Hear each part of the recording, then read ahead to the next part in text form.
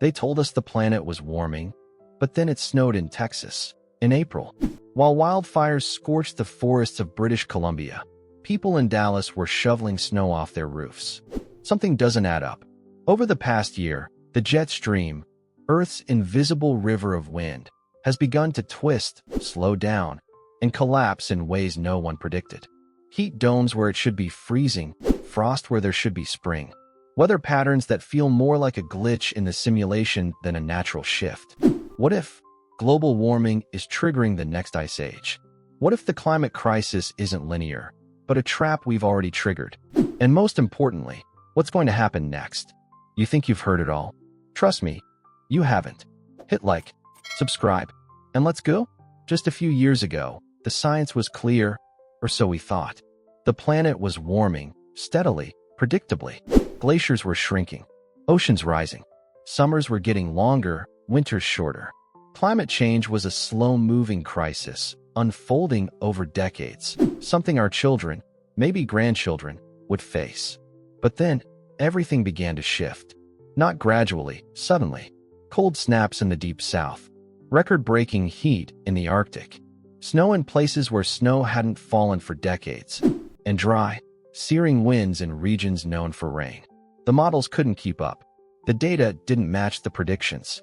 Scientists began to whisper what they couldn't yet prove. Something deeper was unraveling. Our planet's climate engine, the jet stream, had started to behave erratically, twisting, stalling, even reversing in places. It was no longer just about warming. It was about imbalance, disruption, chaos. We live in a world more connected than ever. Satellites monitor every gust of wind. AI analyzes weather in real time. Governments coordinate across continents. And yet, we're more confused than ever about what comes next. Because nature doesn't follow scripts. And this disruption? It's not temporary. It's not local. It's global.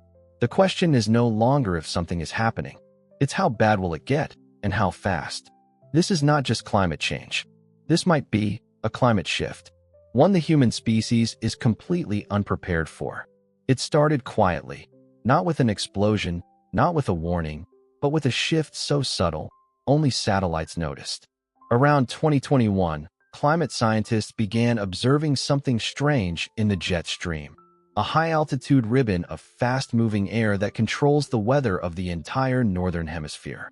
It was slowing down, not a little drastically. Patterns that once circled the Earth in steady loops were now looping wildly, stalling over continents, dragging storms across oceans like torn sails. Heat domes parked over cities for weeks. Arctic air plunged deep into the American South. Entire growing seasons collapsed. And still, most people weren't watching. The science was dense, the headlines were filled with distractions, and besides, how do you sound the alarm for something that doesn't come with sirens? But then came the tipping points. In 2023, parts of Europe saw both record droughts and record floods. In the same year, Canada burned for months without pause. And in early 2024, snow fell on Austin, Texas, while Edmonton reached 93 degrees Fahrenheit in the same week. That's not weather. That's a fracture. Scientists traced the instability back to a rapidly warming Arctic, where ice, once a permanent fixture, now melts faster than models can measure. That loss of contrast between hot and cold, the temperature gradient that powers the jet stream, is collapsing. And when the jet stream collapses, the climate doesn't just change. It breaks. What we're witnessing isn't just another phase. It may be the beginning of a new atmospheric era, one filled with extremes, unpredictability, and consequences no one is ready to face. The signs are no longer subtle, and they're no longer far away. In February 2025, Houston saw more snow in 3 days than Chicago did all winter. Meanwhile, Vancouver recorded its hottest January on record, with temperatures resembling Los Angeles. In just 1 week, over 30 American cities broke their historical temperature records, both high and low. Farmers from Iowa to Nebraska reported crop failures, not because of drought or pests, but because the seasons came at the wrong time. Seeds planted in March froze in April. Rains that should have come in June arrived in August. Food supply chains, already fragile, began to buckle. Insurance companies quietly raised premiums in climate-unstable zones. And the government? Still debating terminology. But the most chilling realization comes not from the chaos, but from its pattern. Because this isn't random. The jet stream's collapse is creating a world of locked-in extremes. When a heat dome forms, it doesn't pass. It sits. When a cold front descends, it lingers. One state floods, another burns for weeks. And for millions of people, this means one thing: unlivable zones. What happens when entire regions become too unstable to grow food? When homes can't be insured? When summer becomes deadly? This isn't a glitch, it's a feedback loop. And the deeper we go, the harder it is to stop. Climate scientists now warn that we may be just one tipping point away from a permanent shift, one that locks the jet stream in chaos and locks us in with it. So, are you still sure this is just about weather? Here's what no one told you. The planet doesn't need to freeze for an ice age to begin. All it takes is disruption, enough to throw the global climate machine off balance. And that's exactly what's happening. According to a recent study published in Nature Climate Dynamics, the Atlantic Meridional Overturning Circulation, a deep ocean current system responsible for distributing heat across the planet, is weakening faster than previously believed. This system works hand in hand with the jet stream. One slows, the other spirals. Together, they've kept Earth's climate stable for over 10,000 years. But now, scientists believe we could be approaching a point of irreversible destabilization, not in centuries, but within a decade. And here's the twist. Global warming may not just melt ice, it may trigger cold. How? Freshwater from melting glaciers in Greenland is flooding into the North Atlantic, disturbing the salinity balance that keeps ocean currents flowing. With it, weather systems stall and winter grips harder in some regions, even as the planet warms overall. So yes, paradoxically, your frozen driveway in Texas could be a direct symptom of climate warming. This isn't science fiction. This is fluid dynamics, atmospheric physics, and real-world data. And yet, most people still think of climate change as a slow, distant burn. The truth is, Earth's climate doesn't change smoothly. It jumps, crashes, snaps, like a rope pulled too tight, and then let go. So let me ask you this. What if the next ice age doesn't look like the past? What if it's already begun, and we just don't recognize it yet? Right now, in research labs from Norway to California, some of the brightest minds on Earth are racing against time, not to stop climate change, but simply to understand what it's becoming. Satellites operated by NASA and ESA are capturing unprecedented data on jet stream distortions, Arctic heat pulses, and polar vortex collapses. In Switzerland, AI-driven climate simulators run thousands of models daily, each one testing the impact of minor atmospheric shifts, trying to find patterns in the chaos. And in Massachusetts, a team at MIT is developing what they call climate pulse sensors, systems designed to detect the early signs of tipping points before they cascade out of control. But here's the catch. The more we study, the more we realize how little control we have. The systems we're tracking, ocean currents, stratospheric winds, permafrost thaw, are not just large. They're interlinked, unpredictable, and increasingly unstable. One small shift in the North Atlantic can trigger food shortages in Africa. A heatwave in Siberia can warp the monsoons in India. And all of it is happening faster than models predicted.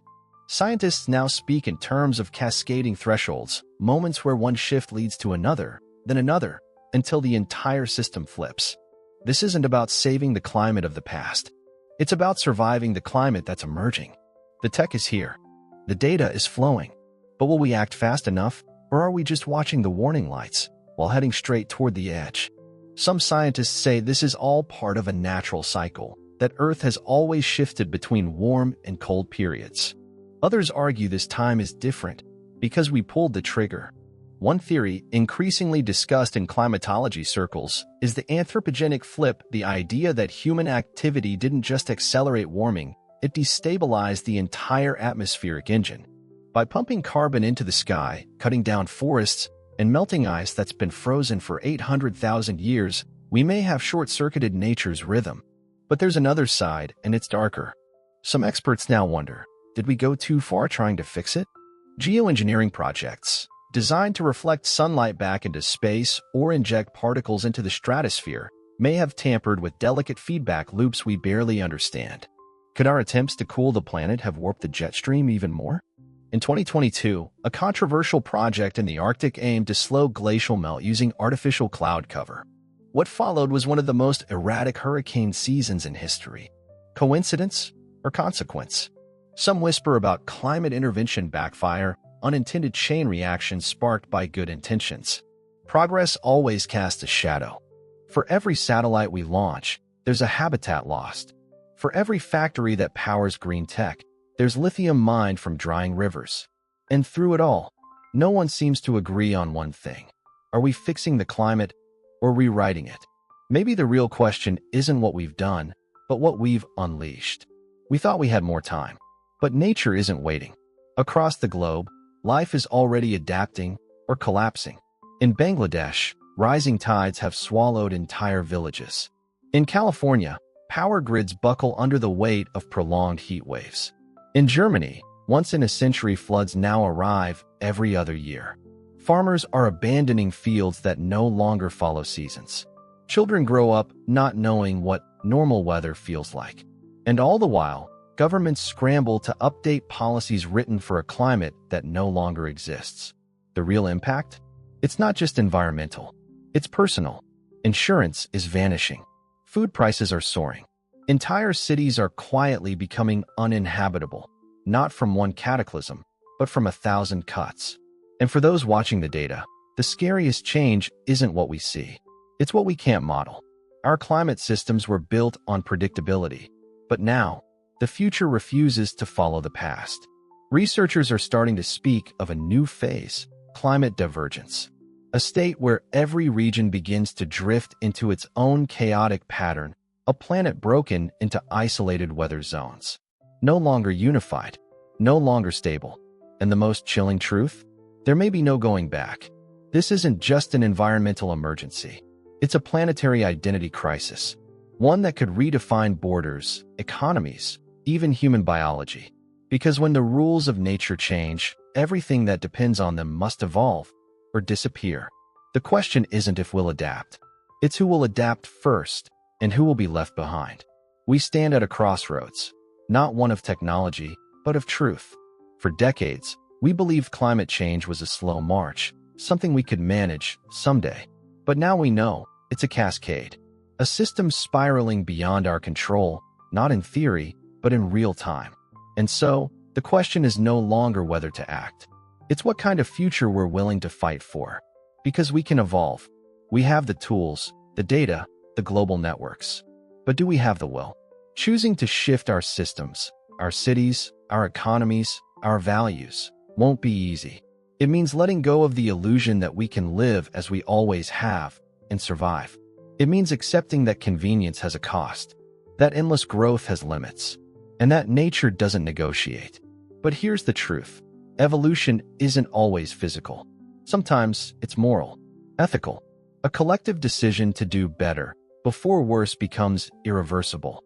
We have the chance to redesign the way we live, not just to slow the damage, but to become something stronger, smarter, more in sync with the planet that raised us. Or we continue as we are, delaying, debating, denying, until the shift is complete and the choice is made for us. Climate change was never just about carbon. It's about consequences and character. So now, we must ask, do we change the system, or does the system change us? Remember when we said it snowed in Texas while Canada burned? Back then, it seemed like a strange weather fluke, something to laugh about on the news. But now, after everything we've uncovered together, you know it was a sign. A fracture line in the system, small at first, but growing. And here's the truth I haven't said out loud until now. It scares me. Not just the science or the data, but how quietly it all happened. How normal it felt while the rules of nature were rewriting themselves above our heads. I'm not here to panic you.